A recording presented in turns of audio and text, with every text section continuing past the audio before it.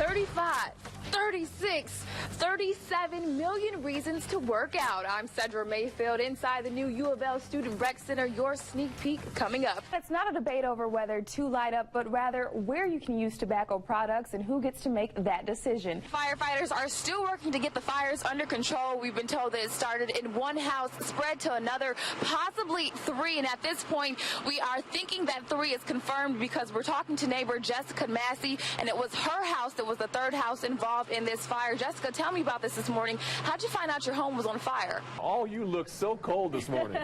It is freezing out here, but the good news is Louisville Metro Public Works reports that all the major roads have been salted. Where you'll likely find the issues this morning are out on these local streets. We are out here in Middletown, and as you can see, these roadways are iced over and snow covered. That's because right now out here it is 10 degrees. This is what you sent Michael and I to, 10-degree weather. Good news is we decided since we're stuck out here, we might as well have a little fun. So we're turning our live shots into a game show called How Cold Is It? So, how cold is it this morning in Middletown? It is cold enough to take a wet t-shirt and completely freeze it. This t-shirt has been outside for all of 5 minutes, completely frozen solid. At $1 a ticket, I figured I'd try my luck. But what were my real odds of winning? Turns out I'd be more likely to become president, more likely to have identical quadruplets, and at an odds of 1 out of 112 million, even more likely to get killed by a vending machine. I'm going to try my 1 out of 259 million chance.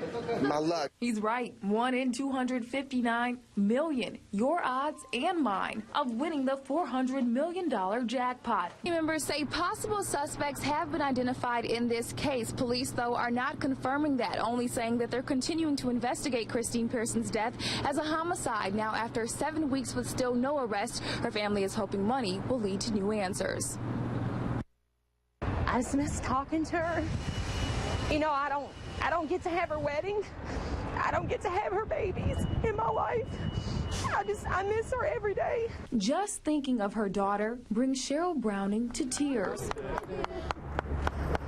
It's been almost 2 months since the family of Christine Pearson had to bid the 24-year-old a final goodbye. I'll never be the same again. Back in January, a passerby discovered Pearson's body, believed to have been dumped near this flood wall in a Portland neighborhood. I don't know of any friends that she had down there, so I don't believe that, you know, she was there alone. Now, 7 weeks later, with still no arrest, Browning worries her daughter's case could soon turn cold. The detectives have been good and stayed in contact with us.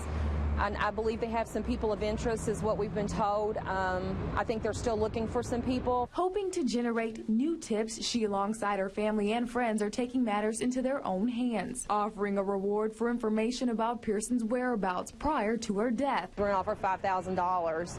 And then Crime Stoppers also said if the tip was received through them, that they could add an additional $1,000. So we're looking at possibly $6,000. $6,000 incentives she hopes will help solve the mystery of what happened to a daughter, sister, and friend. I'm going to find justice for her. A search for answers and peace of mind.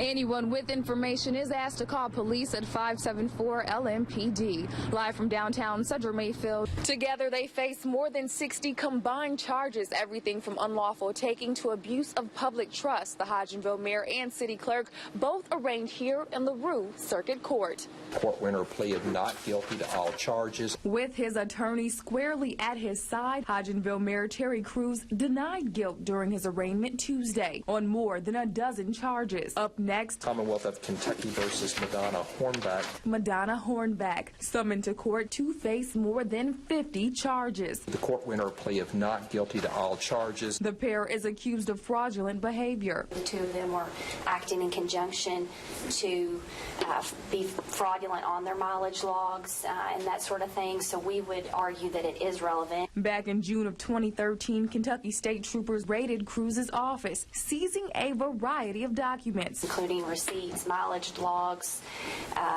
diaries. 7 months later, and Cruz and Hornback now share the same attorney, something Judge Charles Sims openly discouraged in court. There could be a conflict of interest as to what's in the best interest of one client as opposed to the other. And it would be my advice in this type case that you each have separate counsel. Electing to keep the same attorney, the arraignment wrapped up with future court appearances set. May 30th for pretrial conference. Cruz and Hornback then bolted from the courthouse together, having only this to say. Just a sad situation. You know, it didn't have to be like this. Discovery hearings are scheduled for both Cruz and Hornback next month. In LaRue County, Cedra Mayfield, one look at the outside. And you might not think twice about this Highlands home, but walk inside and you'll quickly reconsider. Welcome to the world of Tazir, France, where you'll first be greeted by Tootie, then captivated by art. This is my very first painting. And this took like 2 weeks for me because I didn't know nothing about painting. Turns out he's only been painting. This actually took 1 day. For a short while. Yeah, I started getting faster. You know, I started painting in November of last year, and that was in 2013. But Franz's lust for art has been a love affair decades in the making. His first artistic heartthrob, slender and petite. Sometimes I'll use a big grip. Just several inches to be exact. There is no erasing. You know, there is no room for error. These works of art. You're drawing, and then you wipe. You're drawing, then you wipe. Penned only in ballpoint ink. It really doesn't matter how expensive the pen is, because the tool is really just a tool.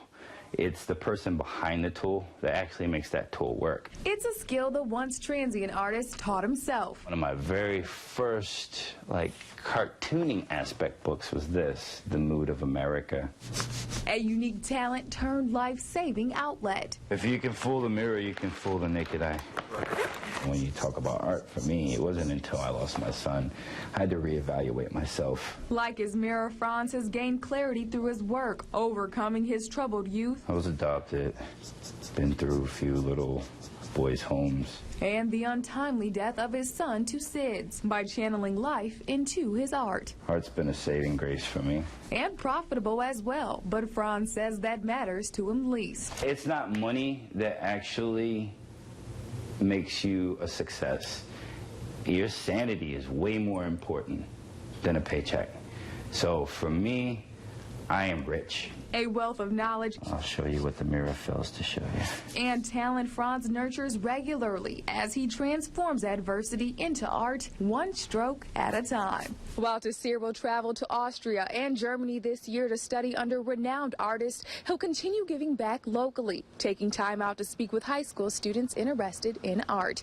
In the Highlands, Cedra Mayfield, Wave 3 News. Good morning. We're coming up on 6 o'clock. I'm Cedra Mayfield. It made national headlines. A Southern Indiana college girl goes missing after a night of partying with friends. A Louisville Metro Corrections officer leads police on a high-speed chase in Jeffersonville. Well, if you're like me and you love to shop, here's your chance to be among the very first to shop the outlet shops of the Bluegrass.